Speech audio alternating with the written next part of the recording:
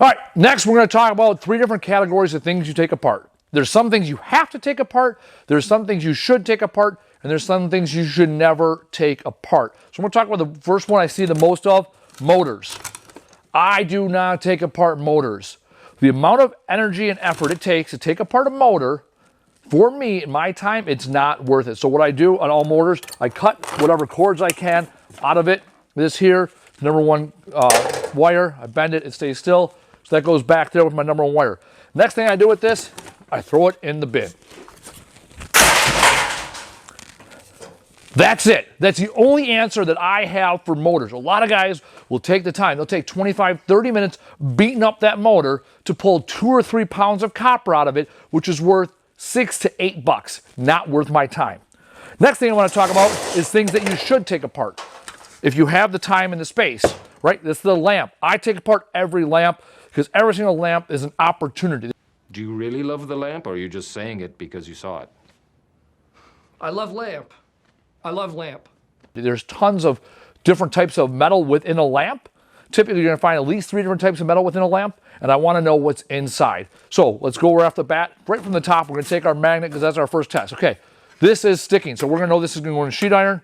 That's going to be sheet iron. Ooh, not sheet iron. And then obviously this is something decorative. The other reason I like taking apart lamps is it's relatively simple. Every lamp is almost built the same. There's going to be a nut on the bottom, there's going to be a nut on top, there's going to be a shaft in between, and a wire running up and down it. Once you've taken apart one lamp, you can kind of take apart all of them. So that's as simple as it is. You pop the top off. I'm notorious for losing my snips, right? I'm going to cut this off. This is sheet iron. We already know that. So I pull that off. The other thing I do, I cut the wire here because it's going to make my job easier down here. Unwrap the wire. Pull the wire too. I said in an earlier video, I make more money on number 2 copper wire than anything else. Now I've extracted the thing that I make the most money on. But I'm about halfway through taking this thing apart, so I'm going to continue. So next thing I'll do, I want to see where I can take it apart. There's a nut here on the top there. I started twisting it. So there's almost always a nut there that holds everything together. And I'm going to twist this to see how this interacts. They're all a little bit different. So my goal here is to get to the nut. So I have a nut here on top. Take a channel locks. I can get to the bottom one. Top one's typically easier because the top one here I can get to it flush. Some guys will keep a bunch of wrenches around. I like to keep a crescent wrench around because I'd rather just take the, instead of sitting there looking for the exact thing, probably 9/16, ½ inch.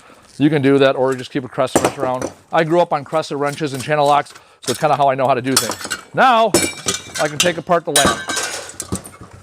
And on the bottom here, like I said, I didn't want to mess with that before. It was difficult to get at, but now that I got room to play, I got the different parts of the lamp.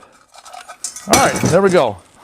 Now we got the lamp basically apart. Okay, so now let's go through all the parts of the lamp. Now I've taken this thing, the whole thing apart. Now I want to know what is it. Okay, right off the bat, that's a big nothing burger. That's glass, so it's going to go in with our trash. Right? Cork, trash. This, plastic, trash. Too easy. Shaft, almost always going to be steel, and it's steel. Done. Too easy. All right, I'm going to go with the small pieces here. These plates, steel, steel. Ooh, not steel, that's brass. Yay. Steel. All right, now I'm left with basically these 2 pieces. So if I look at them right off the bat, I see that they are cast, right? They're golden color from the outside. The inside, I'll argue, is probably going to be silver in color, which means it's going to be die cast. So there we go, silver in color here. Silver in color here. A lot of this stuff that's super ornate like this is going to be die cast. It's too difficult to make it with brass or cost prohibitive with brass. I would love it if it was brass, but it's not. So I know this is die cast. If I'm not totally sure, put a hammer to it and it cracks, right? It'll crack, it won't tear. Sounds nuanceable, but cracks doesn't tear. So that's really thin stuff. Die cast, anywhere between 30 to maybe 60 cents a pound. It's worth separating. So 2 minutes, I got about 2 pounds of die cast, a little bit of wire, sheet iron, and I took the time to take it apart. That little bit of die cast is worth it so long as I'm doing this repeatedly. Now, the last bucket of business is things you have to take apart.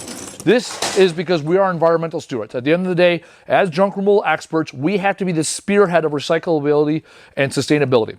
When you talk about anything with fluorescent tubes, we should not put fluorescent tubes in the landfill ever. We should not put ballast into the scrapyard. So it's our responsibility to take apart all fluorescent lights. Tons of houses have them, down in the basements, or offices have them. They're relatively easy to take apart, or simple, I should say. So you take your bulb out. All of our bulbs we take, there's different types of bulbs, different colors. They mean different things. Check with your state or your municipality where you can take them. Okay, so the most hazardous thing, first and foremost, we got rid of, which is the bulbs. All right, next thing when it comes to any fluorescent, they're gonna have ballast inside here. We gotta get rid of those. It's not safe to have those into the landfill or even your scrapyard. If you take them to a scrapyard, chances are the scrap dealer is not gonna be happy with you. This one here, there's one ballast. So we got ballast, we got some wire. This is a cash flow neutral or even cash flow negative endeavor. There's not a lot of value here, but it's the right thing to do. So we come in here, we're gonna cut all the wire, we're gonna extract as much value as we can.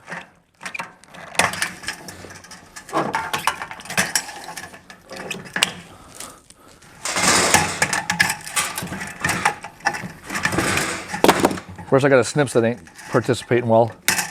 I love a bull nose pliers. Just my own thing.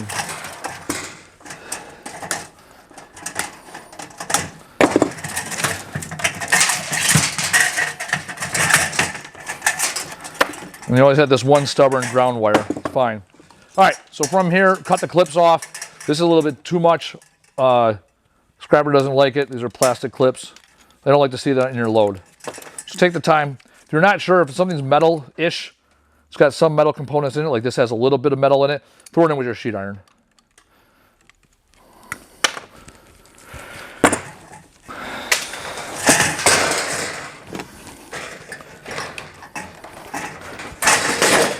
Bull nose pliers is not the right tool for this.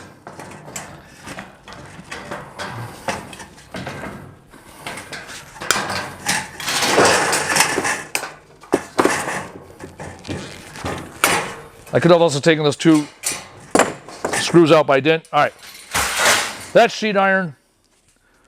This was a hardwired wire. I can tell that because this is now basically like Romex. It's all single strand stuff. Goes over there. And the last thing here, we got to pull this ballast out.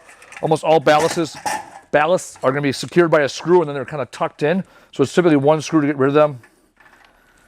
Here's where, again, hand tool, or I always keep you saw me earlier, I always keep a drill around. Really comes down to what your preference is. So I just got to pop that. Like I said, this was tucked in under these tabs. Now this ballast has to get recycled separately. That goes into its own bin. So when you're running your scrap operation, put things in 3 buckets. The stuff that you should take apart every time, like fluorescent bulbs or fluorescent lights, put them in a pile. That's something you have to do all the time. The stuff that you should do, like lamps and things like that, you put that for a rainy day, slow day, you put it to the side. And things like motors, don't even mess with. Get them in a bin, maximize your price with the least amount of effort. That's been Scrap 101.